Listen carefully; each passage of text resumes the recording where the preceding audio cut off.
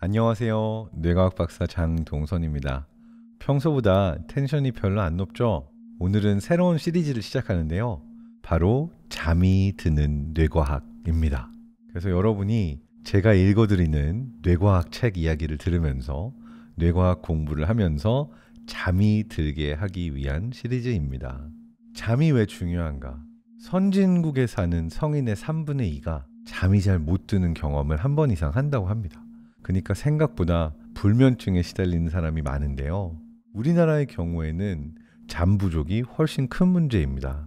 성인의 수면 시간 평균이 채 6시간이 되지 않는다고 알려져 있는데요. 사실 이건 우리 뇌에 너무 좋지 않은 통계입니다.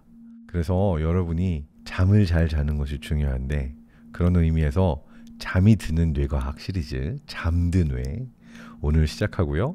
저도 최대한 편안하게 오늘 지금 여기 왔고요. 여러분도 이 시리즈를 들으면서 편안하게 잠이 드실 수 있으면 좋을 것 같습니다. 이번 잠드네 시리즈는 에이슬립의 수면 분석 앱 슬립 루틴과 함께합니다. 어떻게 하면 더 잘 잠들 수 있을까? 딱 맞는 순간에 깨어날 수 있을까? 별도의 장비 없이도 핸드폰에 앱으로 설치해서 사용이 가능하고요. 잠드실 준비가 됐다면 슬립 루틴으로 분석, 측정 켜놓으시고 한번 자러 가볼까요?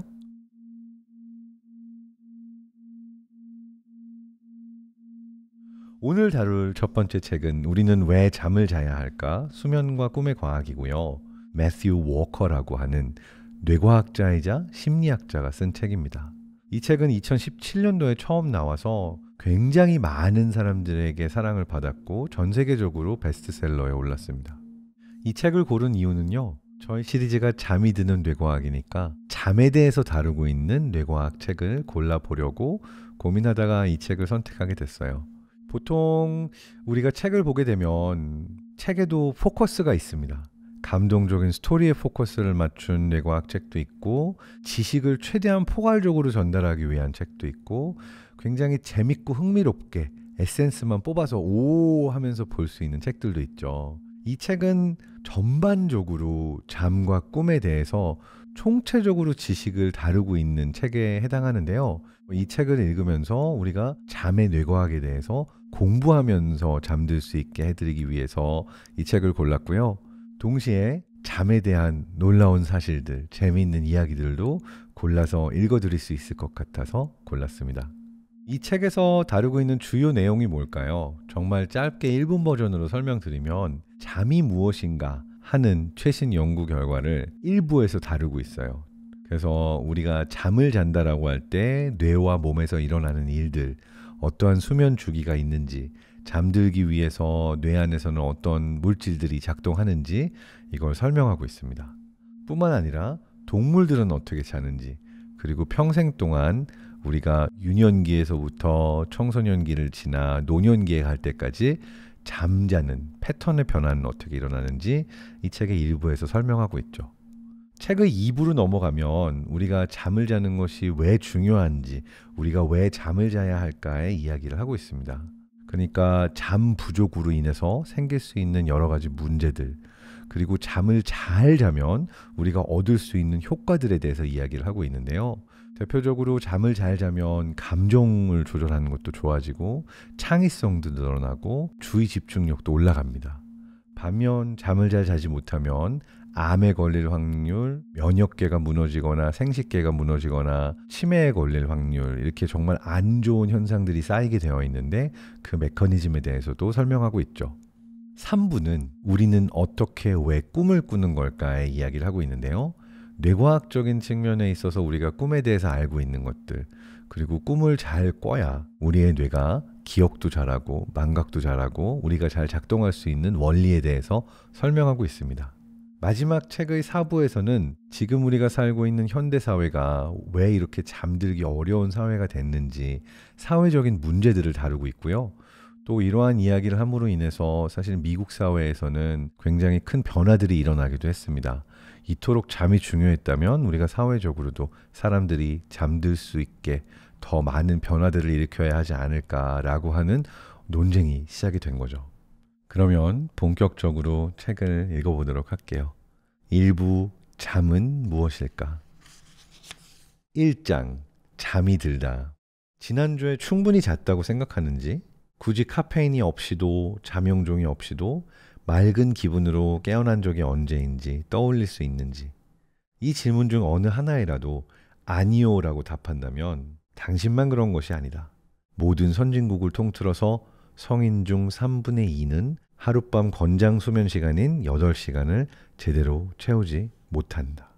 아마 이 사실에는 놀라지 않을 수도 있지만 그 결과에는 놀라게 될 것이다. 수면 시간이 67시간에 못 미치면 면역계가 손상되고 암에 걸릴 위험이 2배 이상 증가한다. 수면 부족은 알츠하이머병에 걸릴지 여부를 결정하는 주요 생활 양식 요인 중 하나다. 수면 부족은 혈당 수치를 심각하게 교란함으로써 당뇨병 전 단계로 분류되는 상황을 일으킬 수도 있다. 잠을 짧게 자면 관상동맥이 막히고 허약해져서 심혈관 질환, 뇌졸중, 우려성 심장 기능 상실로 이어질 수 있다. 불안한 마음은 베개를 쉬지 못하게 만든다 라는 샬럿 브론테의 선견지명이 담긴 지혜가 딱 들어맞듯이 잠을 설치면 우울, 불안, 자살을 비롯한 모든 주요 정신질환 증상들이 더 심해진다. 아마 독자는 피곤하면 먹고 싶은 욕구가 더 치솟는다는 점도 알아차렸을지 모른다. 이는 결코 우연의 일치가 아니다. 잠을 너무 적게 자면 포만감을 알리는 호르몬이 억제되고 대신에 배가 고프다는 느낌을 일으키는 호르몬의 농도가 늘어난다. 배가 부른 상태에서도 더 먹고 싶어진다. 어른 아이 할 것 없이 수면 부족에 시달리면 체중이 늘어난다는 것은 검증된 사실이다. 게다가 잠을 충분히 못 자는 상태에서 살을 빼려고 하는 것은 헛수고다. 몸무게가 줄어든다고 해도 대부분 지방이 아니라 지방을 제외한 부위에 체중이 빠져나가는 것이기 때문이다. 방금 말한 건강에 미치는 영향들에다가 증명이 된 또 한 가지 연관성을 언급하면 수면 부족의 심각성을 받아들이기가 더 쉬워질 것이다. 잠이 짧아질수록 수명도 짧아진다는 것이다. 그러니 죽는 날이 내가 잠드는 날이다 라는 오래된 좌우명은 한심스럽기 그지없다. 그런 마음 자세를 지닌다면 더 일찍 세상을 뜨게 될 뿐 아니라 삶의 질도 더 나빠질 것이다. 안타깝게도 사람은 사실상 일부러 자신의 수면 시간을 줄이는 유일한 종이다. 줄이는 데 따른 보상 같은 것은 전혀 얻지 못하면서 말이다. 자신의 경제적 상황도 마찬가지다. 그러니 세계보건기구가 수면 부족을 선진국 전체의 유행병이라고 선언한 것도 이해가 간다. 미국, 영국, 한국, 일본, 서유럽의 몇몇 국가들 등 지난 세기에 수면 시간이 가장 큰 폭으로 줄어든 나라들이 앞서 말한 몸의 질병들과 정신질환에 시달리는 환자의 수가 가장 크게 증가한 나라들이기도 하다는 것은 결코 우연이 아니다. 자, 책의 시작에서는 수면이 얼마나 중요한지 그리고 수면 부족이 얼마나 많은 문제들로 이어지는지를 이야기하고 있죠. 사실은 저는 이 첫 페이지를 읽으면서부터 엄청 찔리기 시작했어요. 내가 살이 빠지지 않는 이유가 이거구나. 밤에 야식이 땡기는 이유가 이거구나. 그래서 어떻게 보면 우리는 잠을 못 자기 때문에 생겨나게 되는 악순환들 속에 있기도 한 것 같다. 이런 생각을 많이 했어요. 단순히 야식이나 이제 체중, 살 못 빼는 것만이 아니에요. 야근을 하느라고, 그러니까 밤에 밀린 일들을 하느라고 잠을 잘 못 자면 다음 날도 일을 더 못 해요. 왜냐하면 내가 그 일들을 처리하느라고 충분한 수면을 취하지 못했기 때문에 다음 날 내가 처리해야 되는 일들이 더 밀리게 되는 거죠. 더 밀렸으니까 야근하고 그래서 잠이 줄어들면 또 그 다음 날 나의 생산성과 능력이 더 떨어지는 요 악순환 역시도 존재하고요.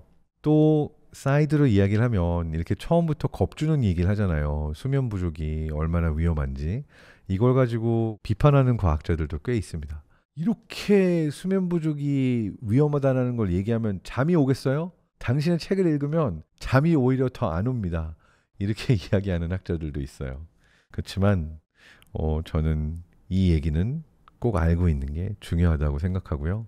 그래서 여러분도 이 이야기를 들으면 잠이 안 올지 모르지만 그래도 저의 목소리를 들으면서 뇌과학을 공부하면서 잠이 잘 들기를 바랍니다. 자, 책에서 다 읽어드리진 않아도 요 다음 장들은 더 겁주는 얘기를 많이 해요. 예를 들어서 이런 문장을 얘기하죠. 더 나아가 수면 부족이 직접 사람을 죽일 수 있다는 말까지도 할 수 있을까? 그렇다. 정말이다. 이렇게 얘기를 하죠. 그리고 운전대를 잡았는데 졸리면 얼마나 위험한지 이 이야기도 하고 있습니다. 본인이 어떤 연구를 하고 왜 수면에 관심을 가지게 됐는지의 이야기를 하고 있어서 여러분이 관심이 있으면 쭉 읽어보면 1장은 인트로 같은 느낌이고요. 본격적인 수면에 대한 이야기는 2장에서부터 나옵니다. 2장에서 나오는 이야기는 수면이 무엇인가, 잠이라는 것이 무엇인가를 과학적으로 정의해 주는 게 바로 2장이라고 할 수 있죠. 2장의 제목은 다음과 같습니다. 카페인, 시차증, 멜라토닌, 자기 수면 리듬의 통제력을 잃거나 회복하기. 2장의 초반부를 읽어드리도록 하겠습니다. 우리 몸은 잠잘 시간이 되었음을 어떻게 알까? 새로운 시간대로 가면 시차 적응을 해야 하는 이유가 무엇일까? 그리고 그 시차는 어떻게 극복할 수 있을까? 또 새로운 시간대에 적응하면 집에 돌아왔을 때 더 심하게 시차 때문에 괴로움을 겪게 되는 이유는 무엇일까? 어떤 이들은 이런 문제에 대처하기 위해 멜라토닌을 이용하는데 그 이유가 뭘까? 커피 한 잔은 왜? 그리고 어떻게 잠을 쫓을까? 그리고 아마 가장 중요한 질문은 이것일 텐데 자신이 잠을 충분히 자고 있는지는 어떻게 알까? 언제 잠을 자고 싶은지 그리고 언제 깨고 싶은지를 결정하는 주된 요인이 두 가지 있다. 우리가 언제 잠을 자고 싶은지 언제 깨고 싶은지 결정하는 주된 요인은 첫 번째, 우리 몸 안의 체내 시계, 생체 시계. 요게 첫 번째 요인이고요.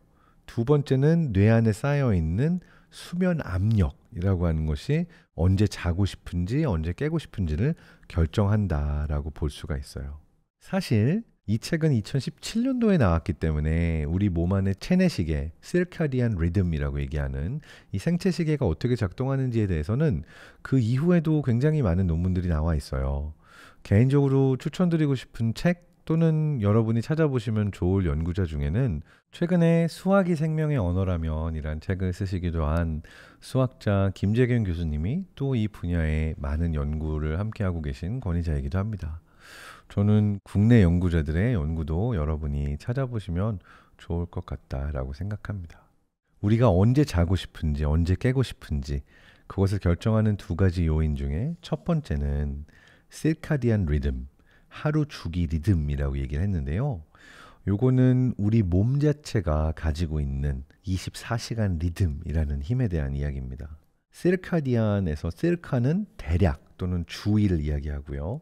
디안은 디암의 파생어로 하루를 이야기해요.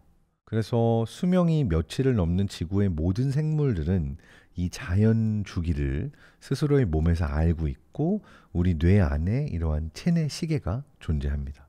우리의 24시간 리듬은 언제 깨고 싶은지 언제 자고 싶은지를 판단하는 데 도움을 준다. 하지만 그 리듬은 다른 양상의 리듬들도 통제한다. 특정한 때에 먹고 마시고 싶어지는 것, 기분과 감정, 생성되는 소변의 양, 몸의 체온, 대사율, 다양한 호르몬의 분비 양상 등 주기적인 변화가 그렇다. 올림픽 기록을 깰 확률이 하루 중 몇 시간인지와 뚜렷한 관계가 있다는 것은 결코 우연이 아니다. 사람의 하루 주기 리듬에서 신체 활동이 자연적으로 정점에 이르는 이른 오후에 그 확률도 최대가 된다. 탄생과 죽음의 시간조차도 하루 주기 리듬을 보여준다. 생명이 의존하는 핵심적인 대사, 심혈관, 체온, 호르몬 과정들이 바로 이 피스메이커, 조율기의 리듬에 맞춰서 흔들리기 때문이다. 저는 이 구절을 읽으면서 제가 썼던 책, 뇌는 춤추고 싶다? 여기에서 또 한 구절이 생각이 났는데 그 책의 서문에서 제가 이런 얘기를 하거든요. 잘 산다라는 게 뭘까? 결국 내가 살아가면서 삶의 리듬에 나를 잘 맞추는 것이다 라고 얘기를 하고 있는데 삶의 리듬에 나를 잘 맞춘다라고 하는 것은 내가 최대한 무리 없이 편안하게 내 몸이 가지고 있는 생체 리듬에 나 스스로를 맞춰간다라고도 볼 수가 있는 거예요. 그리고 제 책에서 하고 싶었던 이야기는 춤을 추거나 운동을 하거나 이러한 여러 활동들을 통해서 우리 몸이 가지고 있는 리듬을 우리가 스스로 더 잘 알 수 있고 거기에 나 자신을 맞춰가기 위한 연습을 할 수 있다라는 얘기를 했거든요. 근데 그 책에서 하지 못한 얘기가 바로 수면과 관련되어 있는 리듬이기는 했어요. 그래서 우리가 깨어있을 때 어떻게 활동하는가, 어떤 활동을 하는가 이것도 중요하지만 사실 리듬이라고 하는 것은 우리가 언제 자는가, 언제 깨어 있는가, 그리고 언제 최고의 활동력을 가지고 있는가라고 하는 게 중요하기도 하죠. 책의 1장에서는 1729년에 이루어진 실험 이야기를 해요. 저는 이 실험 이야기가 굉장히 재밌었습니다. 프랑스의 지구 물리학자 장자크 도르투 드메랑, Jean-Jacques 도르투 드메랑이라고 한 분이 식물이 자체 체내 시계를 지닌다는 증거를 최초로 발견한 이야기를 하고 있어요. 미모사라고 하는 식물 기억하시죠? 미모사 되게 민감하게 반응하고 잎이 이렇게 펼쳐지고 닫혀지고 하는 식물이죠. 근데 이 과학자가 원래는 실험을 하기 전까지는 어떤 가설을 가지고 있었냐면 이 미모사의 잎이 펼쳐지고 닫혀지는 행동이 해가 뜨고 지는 자연현상이기 때문에 이 식물이 햇빛의 영향을 받는다라고 아주 자연스러운 가정을 했습니다. 충분히 합리적인 가정이죠. 근데 이 과학자가 재밌는 실험을 해요. 미모사를 24시간 동안 밀봉된 상자 안에 놓고 밤낮으로 칠흑 같은 어둠 속에 둔 거예요. 그러니까 햇볕이 닿지 않죠. 그러면 햇빛의 자극이 없으니까 언제 잎을 열어야 할지 닫아야 할지 모를 텐데 그 어둠 속에서도 살짝 들여다보면서 잎의 상태를 관찰했더니 미모사는 여전히 햇빛을 받는 양 행동했다는 거예요. 낮이 저물 무렵에는 해가 저무는 신호를 받지 못했는데도 그 신호를 받은 것처럼 잎이 닫혔고 아침 시간이 되면 다시 잎을 열더라는 거죠. 그래서 드메랑은 살아있는 생물이 나름의 시간에 따라 움직이며 태양의 리듬에 예속되어 있는 것이 아님을 보여주었다라고 하는 것을 알 수가 있습니다. 그렇다면 햇볕 같은 바깥 세계에서 오는 단서가 전혀 없이도 시간을 파악할 수 있기 위해서는 뭐가 필요할까요? 체내 시스템 안에 그 24시간이라고 하는 리듬을 알려주는 일종의 생성기가 있어야 되는 거죠. 여기서 되게 아름다운 문장이 있는데 마치 우리 심장이 스스로 생성하는 박자에 맞춰서 쿵쿵거리는 것과 같다라고 얘기를 하고 있는 거죠. 실제로 맞습니다. 우리는 굉장히 많은 리듬 속에서 작동하고 있는 존재예요. 심장의 리듬, 호흡의 리듬, 움직이게 되면 발걸음도 마찬가지고요. 그리고 최근에 제가 운동을 좀 많이 하기 시작했는데 운동이 잘 되고 안 되고도 결국은 리듬이더라고요. 수영을 하면서 언제 호흡하고 언제 팔에 스트로크를 하는지 리듬만 잘 맞으면 전혀 힘들지 않게 아주 빨리 나아가는 반면 내가 그 리듬을 못 맞추면 모든 동작이 너무 힘겨워요. 그것은 우리의 삶 전체에 해당하는 것이 아닌가 싶어요. 삶의 리듬, 우리가 언제 자고 언제 깨어나고 언제 어떤 방식으로 활동하는가 모든 것을 내 스스로의 리듬을 잘 알고 거기에 나를 맞출 수 있으면 우리는 훨씬 더 효율적으로 훨씬 더 어렵지 않게 잘 살 수 있을 텐데 그 시작에서 가장 중요한 것이 다름 아닌 잠과 깨의 리듬이다라고 하는 것을 이 책에서는 이야기하고 있습니다. 2장에서는 미모사 이야기를 한 다음에 인간에게서 존재하는 주기 리듬이 언제 발견되었는가의 이야기로 이어져요. 놀랍게도 우리 인류도 체내에서 생성되는 비슷한 하루 주기 리듬을 지닌다는 것이 증명되기까지는 그로부터 200년이 흘러야 했다라고 얘기를 하고요. 1938년 시카고 대학교의 네서니얼 클라이트만 교수는 연구 조수인 브루스 리처드슨과 함께 더욱 급진적인 과학 연구를 수행하러 나섰다. 오늘날까지도 그에 맞먹거나 비교할 만한 사례가 없다고 할 수 있을 만큼 헌신적인 노력을 요구하는 실험이었다. 클라이트먼과 리처드슨은 스스로 실험동물이 되기로 했다. 그들은 6주 동안 먹을 식량과 물, 높이가 높은 병원용 침대를 2개 분해해서 싸놓았다. 그런 뒤 지구에서 가장 깊은 동굴 중 하나인 켄터키의 매머드 동굴로 들어갔다. 햇빛이 전혀 들어올 수 없는 아주 깊은 곳이었다. 이 어둠 속에서 클라이트먼과 리처드슨은 놀라운 과학적 발견을 하게 된다. 우리의 생물학적 리듬의 주기가 정확히 하루가 아니라 거의 하루에 가깝다는 발견이었다. 이 클라이트먼과 리처드슨은 이제 식량과 물 외에도 체온을 재고 깨고 우리가 언제 자는지 리듬을 측정하는 기기들을 갖고 갔었는데요. 총 32일 동안 완전한 어둠 속에서 지냈다고 해요. 20대였던 리처드슨의 수면 각성 주기는 대략 26시간에서 28시간 사이에 있었고요. 40대였던 클라이트먼의 주기는 24시간에 좀 더 가까웠지만 그래도 그보다는 길었죠. 25시간 근처였던 걸로 기억하고 있습니다. 그러니까 햇빛이라는 바깥 영향을 제거했을 때 우리 몸 안에서 생성되는 하루, 생체 시계가 가지고 있는 하루는 정확히 24시간이 아니라 그보다 약간 길었다라고 하는 거죠. 카이트먼과 리처드슨의 선구적인 실험이 이루어지고 75년이 지난 지금 우리는 어른의 내생적 하루 주기 시계의 평균 기간이 약 24시간 15분이라고 본다. 이렇게 알고 있는 거죠. 그러니까 일부에서는 25시간에 가깝다라고 얘기를 하지만 사실은 24시간보다 조금 더 있는 24시간 15분 정도라고 알고 있습니다. 그래서 우리가 가만히 놔둔 상태에서 정말 어두운 곳에 들어가서 체내 시계에만 의지를 한다면 실제 해가 뜨고 지는 시간과 내 몸이 생각하는 아침, 낮, 밤 이게 다르고 계속 변화할 거라는 걸 우리가 추론해 볼 수 있죠. 그렇다면 우리가 외부 세상에 햇빛이 드는 시간 그리고 이제 우리가 언제 깨어야 되는지를 어떻게 맞춰가냐 하면 바로 햇빛이라고 하는 지금부터 생체 시계가 시작이 되는 거야 라고 하는 리셋 포인트를 두게 되는 거예요. 책에서는 이렇게 얘기를 합니다. 뇌가 햇빛을 시계를 재설정하는 용도로 쓰는 것은 결코 우연이 아니다. 햇빛은 우리 환경에서 우리가 접하는 가장 신뢰할 수 있는 반복되는 신호다.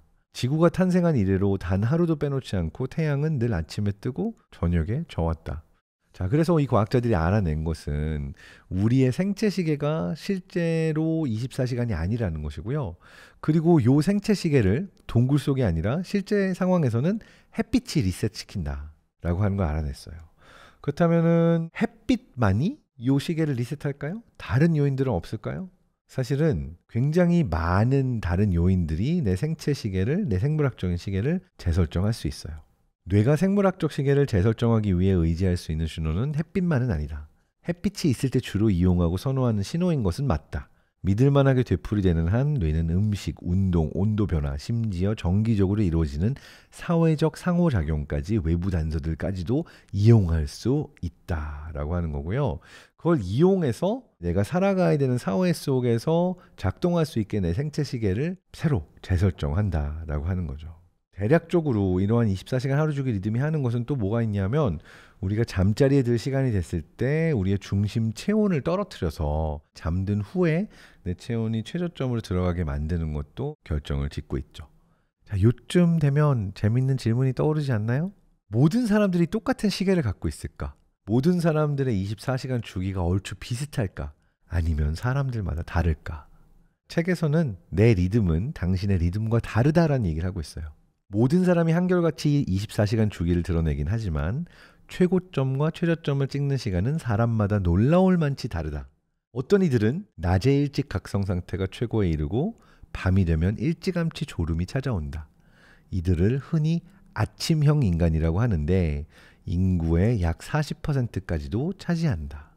이들은 새벽에 깨어서 활동하는 쪽을 선호하며 그 시간이 즐겁고 하루 중에서 몸 상태도 최고인 때다. 반면에 저녁형 인간도 있어요. 저녁형 인간은 인구의 약 30%가 그렇다. 그들은 당연히 늦게 잠자리에 드는 쪽을 선호하고 다음날 아침에 늦게, 심하면 오후에 일어나곤 한다. 그리고 나머지 30%는 아침형과 저녁형의 중간 어딘가에 속한다. 대략 40, 30, 30으로 나뉘는 것 같아요. 아침형 인간이 40%, 저녁형 인간이 30%, 그리고 두 가지를 살짝 섞어 놓은 하이브리드형 인간이 30%. 참고로 저는 올빼미형 인간이라서 사실은 저녁 늦게 밤에 뭔가 창의적인 생각도 많이 떠오르고 뭔가 자러 가기까지의 시간이 좀 아쉬울 만큼, 아까울 만큼 더 깨있고 싶은데 이런 성향을 가지고 있어요. 근데 요즘은 좀 바뀌고 있습니다. 왜냐하면 아침 일찍 일어나서 자꾸 뛰어야 되는 스케줄이 생기다 보니까 아침 일찍 일어나서 뛰고 난 날에는 잠이 일찍 와요. 아침 일찍 일어나서 모닝 스포츠, 그러니까 달리기를 하고 난 날에는 원래 저녁형 인간인데 밤 12시를 못 넘기겠더라고요. 그 이유가 뭘까? 외부의 빛을, 햇빛을 본 것 자체가 제 생체 시계를 다른 패턴으로 리셋을 시킨 거예요. 그래서 그 깨어나서 운동을 한 시간부터 이 생체 시계가 오케이, 여기서부터 시작하고 이제 리셋이 되니까 평소보다 잠이 오게 되는 시간이 조금 빨라졌다라고 볼 수 있는 거죠. 이 두 유형을 아침 종달이형, 그러니까 종달새형, 그리고 밤 올빼미형이라고 부르기도 하는데, 종달새형과 달리 올빼미형은 아무리 애를 써도 밤에 일찍 잠이 들기가 불가능할 때가 많다. 올빼미는 새벽이 되어야 잠이 들 수 있다. 늦게까지 잠을 자지 않기 때문에 올빼미형 인간은 당연히 아침 일찍 일어나는 것을 싫어한다. 이른 아침에는 신체 기능이 원활하게 돌아가지도 않는다. 그 이유 중 하나는 깨어 있기는 해도 그들의 뇌는 이른 아침 내내 잠자는 것과 좀 비슷한 상태로 남아있기 때문이다. 공감하시는 분들 많을 것 같아요. 나는 깨어 있지만 깨어 있는 게 아니야. 나는 아침 내내 약간 잠자는 상태의 뇌를 가지고 있어. 요거 느껴보신 분들이 많을 텐데, 요게 바로 전전두엽 피질이라는 영역 때문입니다. 뇌의 중심 사령탑이라고도 할 수 있고, 고등한 생각과 논리적인 추론을 담당하고 감정 억제하는 일을 돕는데, 부엉이형 인간을, 올빼미형 인간을 너무 일찍 깨우면 그들의 전전두엽 피질은 무력한 오프라인 상태로 있다. 그러니까 깨어있지만 전전두엽이 잘 작동하지 않는 거죠. 이른 아침에 시동을 건 직후에 차가운 엔진처럼 냉각수가 작동 온도까지 데워지려면 시간이 걸리며 그 전까지는 효율적으로 기능을 하지 못한다라고 하고 있어요. 자, 그렇다면 누군가가 올빼미형인지 종달새형인지 시간형은 어떻게 정해질까요? 주로 유전자에 의해서 결정이 됩니다. 밤에 깨어있는 걸 좋아하는 올빼미형 인간이라면 부모 중 한쪽 또는 양쪽이 역시 올빼미형일 가능성이 높은 거죠. 전 여기서 매튜 워커 박사가 굉장히 공감 가는 이야기를 하나 해서 좋았는데요. 안타깝게도 사회는 올빼미형을 좀 부당하게 대한다. 첫 번째는 게으르다는 꼬리표를 붙임으로써다. 그들이 새벽 시간까지 잠은 안 자고 탱자탱자 놀다가 낮에 더 늦게까지 일어나지 않으려 한다는 이유에서다. 그들은 올빼미형의 그런 행동이 일종의 선택이며, 그렇게 너저분한 짓거리를 하지 않으면 일찍 일어나는 것이 뭐가 어렵겠냐고 잘못된 가정을 토대로 비난을 한다. 그렇지만 올빼미형은 스스로 원해서 올빼미가 되는 것이 아니다. DNA에 어찌할 수 없이 새겨져 있기에 하루 시간표가 늦게 시작되는 것일 뿐이다. 의식적으로 저지르는 잘못이 아니라 유전자 때문이다. 굉장히 그 마음을 울리는 파트였어요. 내가 게으른 게 아니다. 내가 아침에 못 일어나는 거는 전날 딴짓을 많이 해서가 아니고 사실은 나는 올빼미형 인간이기 때문이야. 요 얘기를 이제 작가가 해주고 있어서 많이 위안이 됐어요. 또한 사회의 업무 일정표를 처음부터 불공정하게 짬으로써 올빼미형을 혼쭐 내고 종달새형을 편드는 쪽으로 이게 편향이 일어나고 있다는 거예요. 그러니까 아침 일찍 학교 가야 되죠. 출근도 대부분 이른 시간까지 해야 되죠. 그러니까 이거는 종달새형 인간이 업무 성과를 더 잘 낼 수밖에 없고 올빼미형의 업무 성과가 떨어지게 되는, 아마 이 룰을 만든 건 종달새형 인간이 만들었을 거라고 생각이 돼요. 그래야 내가 유리하니까 나에게 맞춰서 본 거죠. 이렇게 올빼미형 인간을 정말 종달새형 인간의 생체 리듬에 맞춰가지고 사회 시스템을 이대로 만들어 놓으면은 우울증, 불안, 당뇨병, 암, 심장마비, 뇌졸중의 발병률이 더 높은 등 수면 부족으로 생기는 건강 문제에 시달릴 위험이 더 크다, 이런 얘기를 하고 있어요. 저도 이 부분은 사회가 좀 더 자율적으로 사람들에게 맞춤형으로 변하는 게 좋지 않을까라는 생각도 합니다. 자, 그런데 대체 왜 사람들이 종달새형 인간, 올빼미형 인간으로 나뉘게 된 걸까요? 우리는 사회적 종이니까 사람 사이의 상호작용을 최대화할 수 있도록 모두가 동시에 깨어나고 동시에 잠들 수 있도록 되면 더 좋지 않을까? 이런 생각을 해볼 수도 있는데 더 좋지 않습니다. 과거에 동굴에 살고 있던 인류로 돌아가서 생각해 볼까요? 아마 가족 단위나 부족 전체가 함께 모여서 잠을 자긴 하는데 모두가 동시에 일어나면 누가 지켜주고 누가 깨가지고 망을 보나요? 어려울 수가 있죠. 그러니까 일부 집단은 좀 일찍 잠들고 일부 집단은 좀 늦게 잠들고 다른 성향을 가지고 있는 사람들이 함께 동굴에 있을 때 서로가 서로에게 도움이 되는 그런 부분이 많았다라고 볼 수가 있죠. 그래서 수면 각성 시간이 사람마다 다르도록 유전적으로 정해져 있는 게 진화적 맥락에서 보면은 혜택이 많았다라고 볼 수가 있는 거죠. 왜냐하면 올빼미형은 새벽 2시 정도는 돼야지만 잠이 오다가 오전 10시 넘어서야 일어날 텐데 종달새형은 오후 9시면 벌써 피곤하기 시작해서 잤다가 새벽에 뭐 오전 5시 정도에 일어날 수가 있죠. 그러니까 실제로 모두가 자고 있는 시간은 줄어드는 거예요. 누군가는 깨어있을 가능성이 높으니까 집단 전체에서는 부족원들이 잠드는 시간이 저마다 다른 것이 더 유리할 수도 있다라는 걸 기억할 필요가 있습니다. 그래서 저는 이게 모든 부분에 있어서 우리가 참고할 내용이라고 생각해요. 어떠한 똑같은 잣대에 모두를 똑같이 맞춘다라고 하는 것은 사실 사회 전체의 취약성을 높이는 거예요. 이런 사람도 있고 저런 사람도 있고 일찍 잠드는 사람도 있고 늦게 잠드는 사람도 있고 이렇게 다양성이 존재할 때 사회 전체가 가지고 있는 어떤 파워 이거는 훨씬 높아진다라고 하는 것이 우리가 왜 종달새형 인간과 올빼미형 인간을 다 가지고 있는가에서도 나타나는 거죠.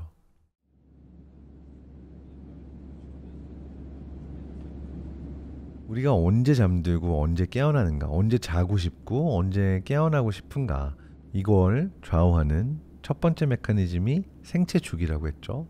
그럼 이 생체 주기를 좌우하는 데 중요한 호르몬, 또 어떤 물질들이 존재할 텐데요. 우리가 아마도 들어봤을 겁니다. 멜라토닌이라고 하는 호르몬이 굉장히 중요한 역할을 하고 있어요. 이 멜라토닌은 어둠의 호르몬이라고 부르기도 하는데 그 이유는 밤이 언제 왔는지를 알려주는, 그래서 밤에 분비되는 호르몬이기 때문이에요. 아까 말씀드렸던 우리 몸 안에 24시간 주기를 관장하고 있는 식욕차 상액의 명령을 받아서 어둑해진 다음에 솔방울샘 파이니얼 글랜드에서 혈액으로 분비하는 멜라토닌의 양을 늘리기 시작해요. 이 솔방울샘은 뇌의 뒤쪽에 깊숙이 자리하고 있는데 몸 전체로 어둠의 신호를 체계적으로 전달하는 역할을 멜라토닌이 하고 있어요. 근데 여기서 재밌는 사실은 이겁니다. 여러분 공항 같은 데 가면 멜라토닌을 파는 걸 많이 보실 수 있어요. 멜라토닌을 먹으면은 이게 수면 유도제처럼 내가 잘 잠들 수 있게 해주는 약이라고 해서 멜라토닌 먹고 잠들려고 하는 사람들이 많은데, 매스유 워커 박사는 여기에서 이게 이제 전체 스토리가 아니다 얘기를 하고 있는 거죠. 멜라토닌은 이제 자야 할 때다라는 걸 알려주는 심판에 가깝다라고 얘기를 해요. 그러니까 잠들게 하는 것이 아니라 잠잘 때야 라는 걸 알려주는 거고, 실제로 이제 자는 거야 라고 달리는 선수의 역할은 하지 않는다 라고 얘기를 하고 있어요. 근데 그러면 왜 이렇게 공항에서 멜라토닌을 많이 파는 걸까? 그냥 일상적인 삶 안에서의 수면 주기에서는 멜라토닌이 직접 잠이 들게 만드는데 결정적인 역할을 하는 건 아니지만, 시차 적응을 할 때, 그러니까 내가 다른 시간대에 갔다가 다시 내 시차를 맞춰야 할 때는 멜라토닌을 먹는 것이 이렇게 보조제로서 긍정적인 영향을 줄 수 있기 때문에, 그래서 이제 공항에서 멜라토닌 사올 수가 있는 건데요. 일상 속에서는 멜라토닌 먹었다라고 바로 그게 나를 이렇게 잘 잘 수 있게 해주는 것만은 아니다. 정리해보면 멜라토닌은 어두워지고 나서 점점 더 그 분비량이 늘고 새벽 4시 무렵에 일반적으로 최고에 달하고, 다시 새벽이 다가오면 그 농도가 조금씩 낮아지기 시작해서 우리가 깨어야 될 오전 시간쯤이면은 거의 멜라토닌을 검출할 수 없는 수준으로 떨어진다고 해요. 그러니까 밤이 왔어, 자야 될 때야 알려주는 호르몬이 멜라토닌이라고 볼 수가 있죠.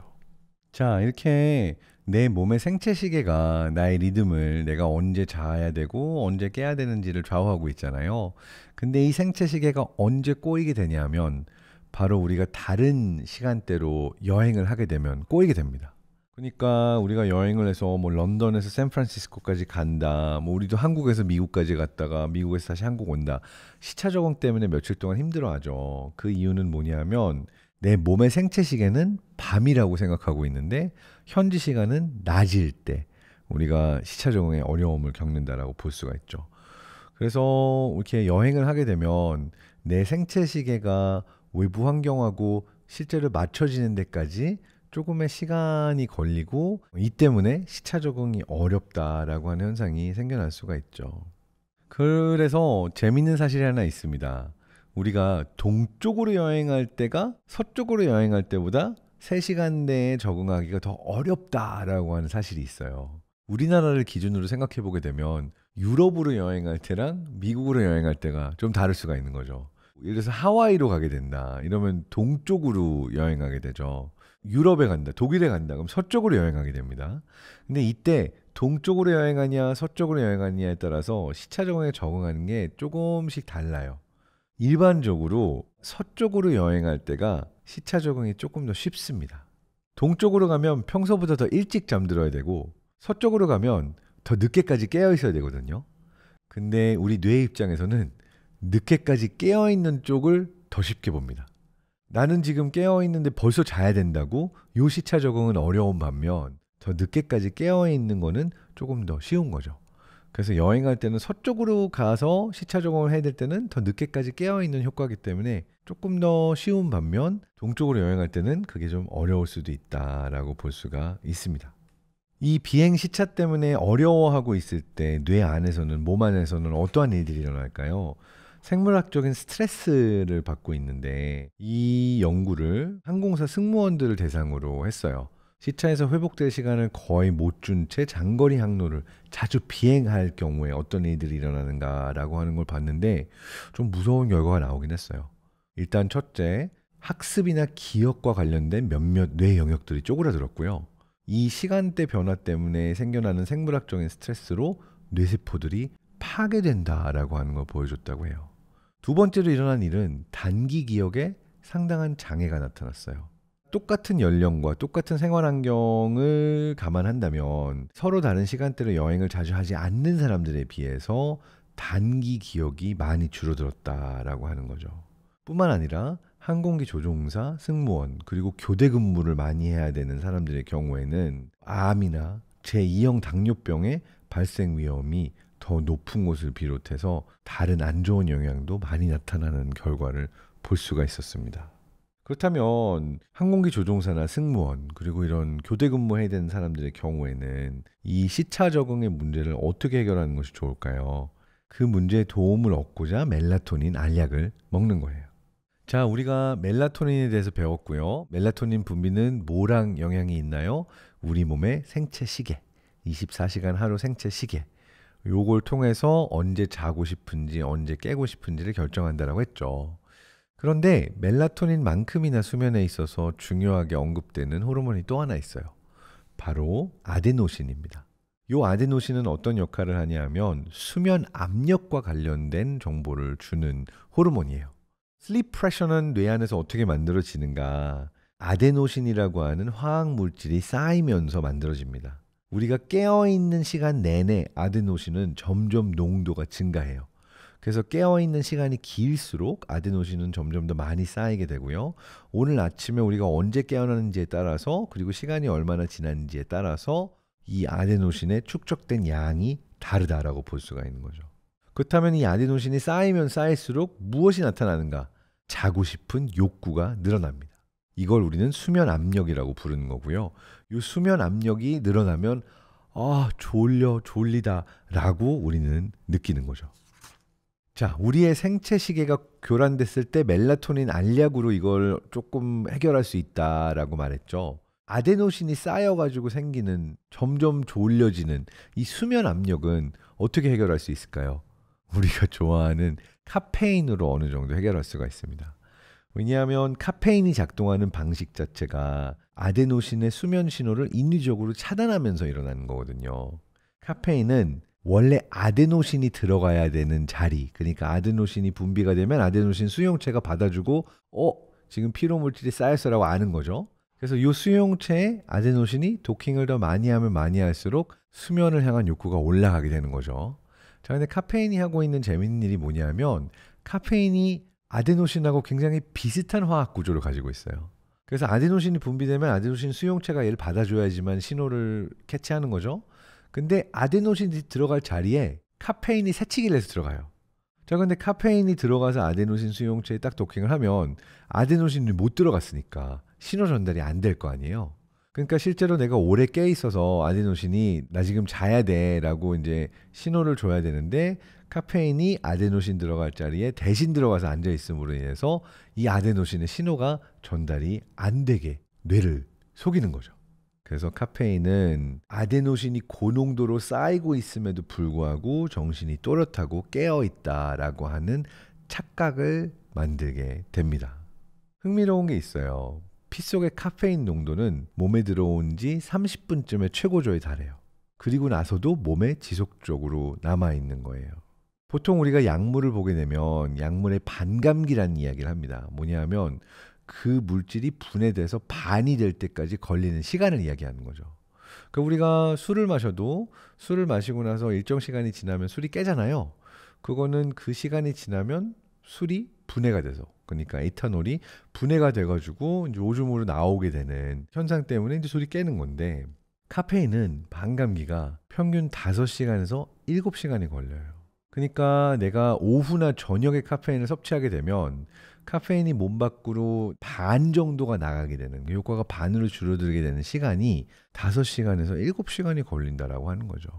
그러니까 내가 잠 깨려고, 그러니까 카페인의 효과를 보려고 오후에 커피를 마시지만 그 효과는 5시간, 7시간 남아있을 수 있어서 사실상 커피 마실 땐 잠 깨려고 마셨는데 나중에 잠자야 할 때 여전히 카페인이 남아있어서 잠이 안 올 수 있다. 이 부분을 주의할 필요가 있습니다. 카페인은 커피, 몇몇 종류의 차, 그리고 많은 에너지 음료에 들어있고요. 뿐만 아니라 다크 초콜릿이나 특정 아이스크림에도 들어가 있어가지고 우리가 일상 속에서 생각보다 많은 카페인의 양을 섭취하게 되는 경우가 많고, 이때는 이 카페인 섭취로 인해서 불면증이 오게 될 수도 있습니다. 참고로 디카페인 커피를 마신다고 카페인이 아예 없는 게 아니에요. 일반적으로 디카페인 커피 한 잔에는 일반 커피의 15%에서 30%에 해당하는 카페인이 들어있는 겁니다. 그러니까 디카페인 커피를 마셨다고 해서 카페인 섭취를 안 한 게 아니라 보통 커피 한 잔에 들어있을 카페인의 3분의 1 정도 또는 그보다 좀 적게 섭취했다라는 걸 의미할 뿐이죠. 참고로 카페인의 효과는 나이에 따라서 달라지기도 합니다. 그러니까 젊었을 때는, 어릴 때는 난 카페인 많이 마셔도 잠자는 데는 별 문제 없는데 라고 얘기할 수 있는 반면, 나이가 들수록 몸 안에서 카페인이 제거되는, 카페인이 효소로 분해돼서 몸 밖으로 나가는 데까지의 시간이 더 오래 걸리고 잘 분해가 되지 않아요. 그러니까 내가 나이가 들수록 카페인이 수면 교란 효과를 더 크게 줄 수 있다. 그래서 커피나 이제 차를 좋아하시는 분들의 경우에는 나이가 들면 사실은 카페인 섭취량을 줄여가는 것이 건강할 수 있다라는 걸 알 수가 있어요. 근데 이런 것도 있어요. 우리가 커피를 자주 마시면, 그래서 카페인의 효과에 많이 적응이 되어 있으면 간이 몸에서 카페인을 없앴을 때, 간이 카페인을 분해해서 몸에서 없앴을 때 불쾌한 느낌을 받기도 한다라고 해요. 이 현상은 카페인 크래쉬, 카페인 허탈감이라고도 부르는데, 카페인이 떨어지면 몸이 급격하게 활력 수준이 떨어지면서 집중해서 뭔가를 하기도 어려워지고 강력하게 졸음이 찾아오는 상태가 되는 거죠. 사실 전 이게 뭔지 너무 잘 압니다. 왜냐하면 건강한 레벨의 카페인 섭취보다 좀 많이 하는 편이거든요. 사실 예전에 일할 때는 하루에 커피를 한 8잔 정도 마시기도 했어요. 5잔에서 8잔 정도를 마시는데 사실 이건 너무 많은 카페인 섭취량입니다. 그래서 최근에는 하루에 한두 잔 마시는 정도로 줄이고 있긴 한데, 이렇게 카페인을 많이 섭취할 때는 커피 기온이 떨어지는 것 같으면 바로 졸리기도 해요. 그래서 커피를 너무 많이 마시는 것은 오히려 내가 계속해서 깨어있는 상태, 각성 상태를 유지하는데 해가 되기도 합니다. 사실 카페인이 우리가 별 생각 없이 많이 섭취하고 있는 물질이긴 한데, 예전에 미 항공우주국 나사에서는 카페인을 다른 종류의 어떤 마약이나 환각물질들과 함께 실험한 적도 있었어요. 인간 대상이 아니라 거미 대상으로 한 곤충 실험이긴 했는데, 마리화나 LSD, 필로폰, 거기에 카페인까지도 같이 시험을 했는데, 카페인 섭취를 한 거미들이 다른 마약류하고 비견할 수 있을 정도로 정상적으로 작동하지 못하는 상태가 됐다라고도 얘기를 해요. 이건 어떻게 참고할 필요가 있냐면, 수면이 잘 이루어지는 게 가장 중요한 나이가 사춘기 청소년의 아이들일 수도 있는데, 중고등학생들이 공부하느라고 깨어있느라고 에너지 드링크를 막 많이 마시거나 아니면 커피 섭취를 많이 하게 해주는 것은 뇌 발달에 있어서 긍정적인 효과보다 부정적인 효과가 많을 수도 있다. 그리고 그들을 실제로 중독 상태로 만들 수도 있다라고 하는 것을 기억할 필요가 있어서, 성인이 되기 전에 아이들과 10대 청소년의 경우에는 카페인 섭취를 너무 많이 하는 것은 좋지 않을 수 있다. 이렇게 보시면 되고요.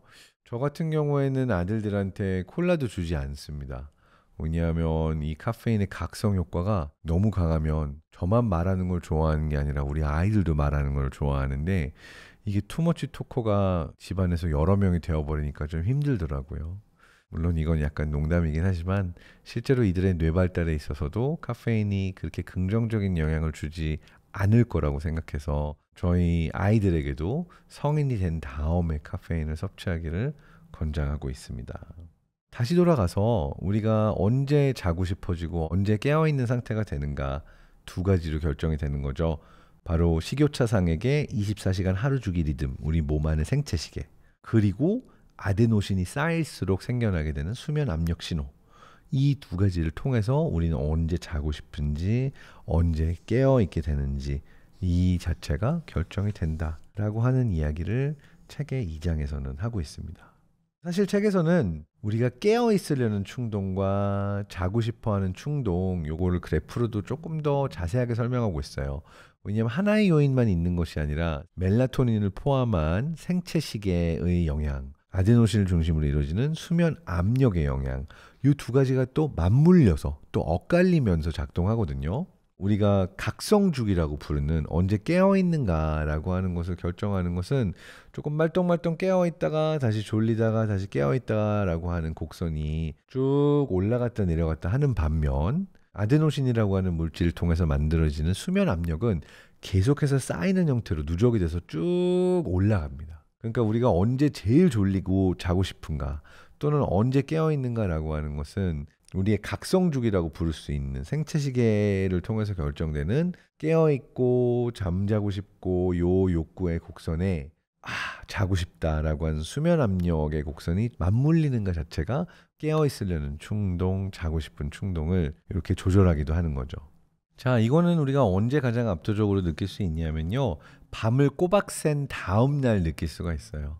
왜냐하면 우리가 밤을 꼬박 새고 다음 날이 됐잖아요. 그때 이제 아데노신은 점점 더 많이 쌓여서 수면 압력은 엄청 올라가 있는 상태가 됩니다. 그렇지만 다음날 아침이 되면 생체 시계 자체는 아침이니까 다시 각성 상태가 되면서 멜라토닌의 양이 줄어들고 지금 아침이니까 일어나서 또 열심히 하루를 일해야지 라고 한 상태가 되니까 내가 밤을 새고 나서도 다음날 훨씬 더 졸린 시간이 있고 밤은 샜지만 아직 괜찮은데 라고 하는 시간이 있어서 우리가 특히 주의해야 되는 순간은 언제냐면 밤을 꼬박 새고 나서 다음날 수면 압력도 쌓여 있는데 생체 주기에서 이제 자고 싶은 시간이다 라고 하는 신호가 왔을 때는 정말 압도적으로 졸릴 수 있기 때문에 이 시간에는 운전은 절대 피하고 그리고 이때 무언가 일을 하려고 하는 생각은 버리는 것이 좋습니다.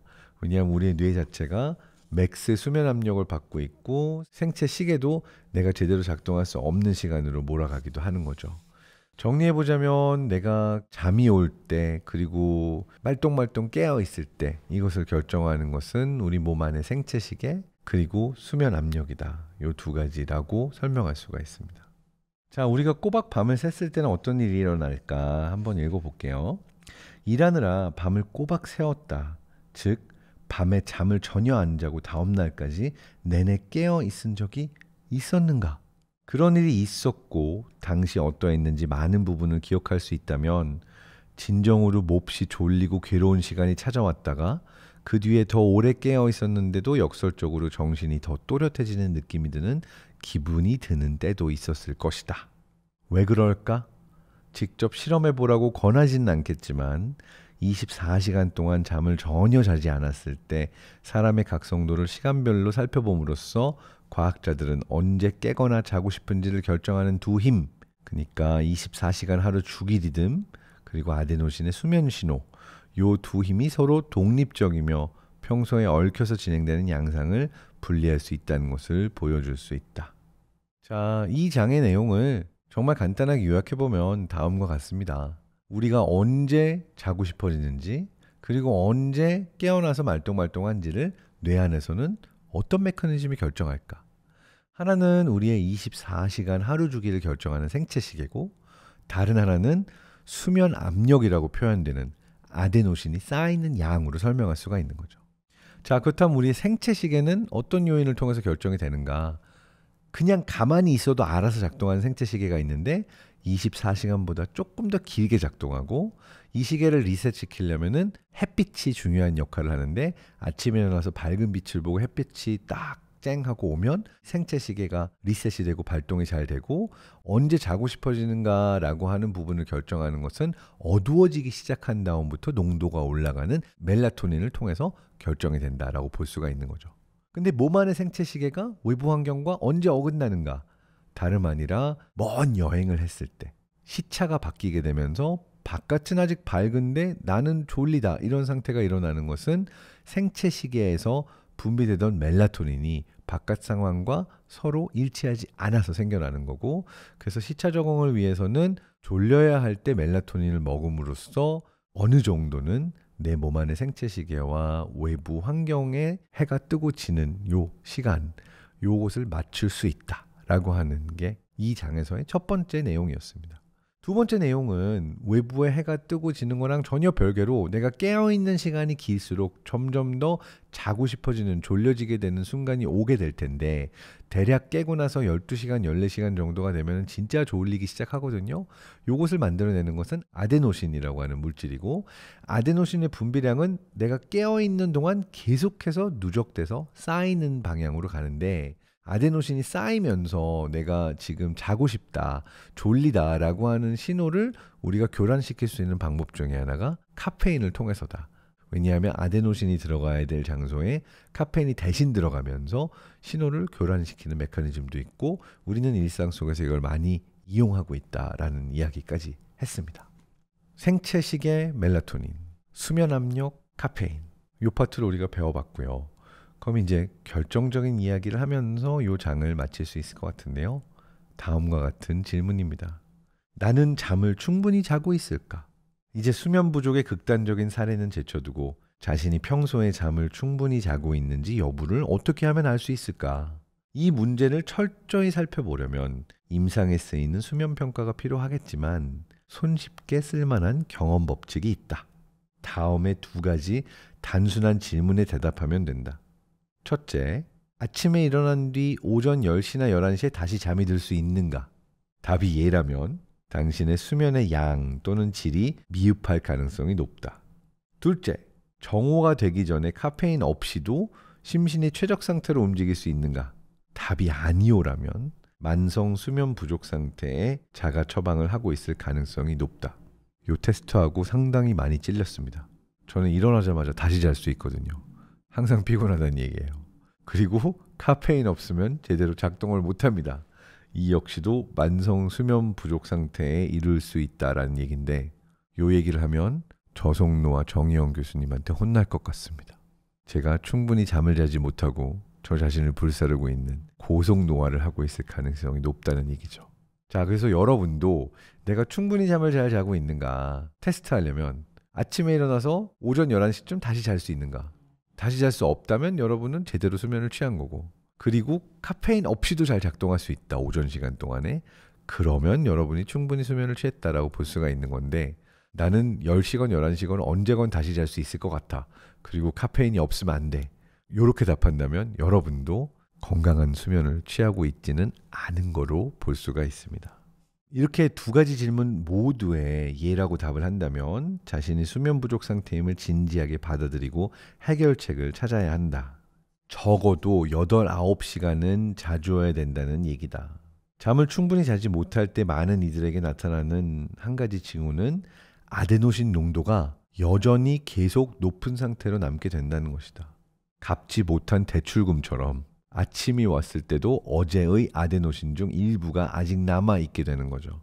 대출금의 상환이 미뤄지고 있는 것처럼 수면의 부채가 계속 쌓이고 있는 것으로 볼 수가 있습니다.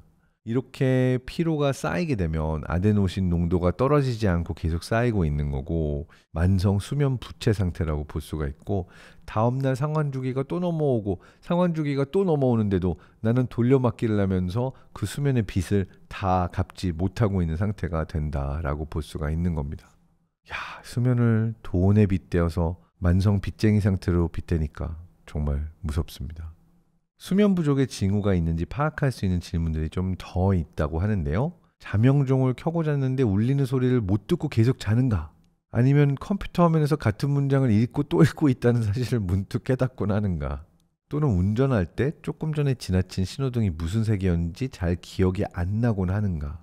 요 질문에 대한 답이 여러분도 짐작할 수 있겠지만 제대로 나오지 않는다면 여러분은 수면 부족을 의심해 볼 필요가 있습니다. 밤 동안 꼬박 눈을 감고 누워서 수면 시간을 충분히 가진다고 해도 진단을 받지 않은 수면 장애 때문에 다음날 피곤함과 졸음을 여전히 느낄 수도 있다. 그런 수면 장애는 지금까지 100가지 넘게 파악되어 있는데 불면증이 가장 흔하고 그 다음이 수면을 방해하는 호흡, 즉 수면 무호흡증이다. 수면 무호흡증은 심한 코골이를 동반한다. 자기 자신이나 주변 사람이 수면 장애가 있기 때문에 낮에 피곤함, 장애, 스트레스에 시달리는 것이 아닐까 의심이 든다면 즉시 수면 전문의를 찾아가서 도움을 받도록 하라. 여기서 가장 중요한 사항은 이것이다. 수면제를 첫째 대안으로 삼지 말라는 것이다. 왜 그런 말을 하는지는 14장에서 자세히 설명할 텐데 독자가 현재 수면제를 먹고 있거나 금방이라도 수면제를 먹을 생각을 하고 있다면 지금 당장 그 파트를 읽어봐도 좋다. 여러분에게 먹는 수면제가 아니라 듣는 수면제의 역할을 제가 할 수 있기를 바라면서 이미 잠을 잘 주무시는 분들은 여기 2장의 내용까지 듣고도 코 자고 계시기를 기원해 봅니다.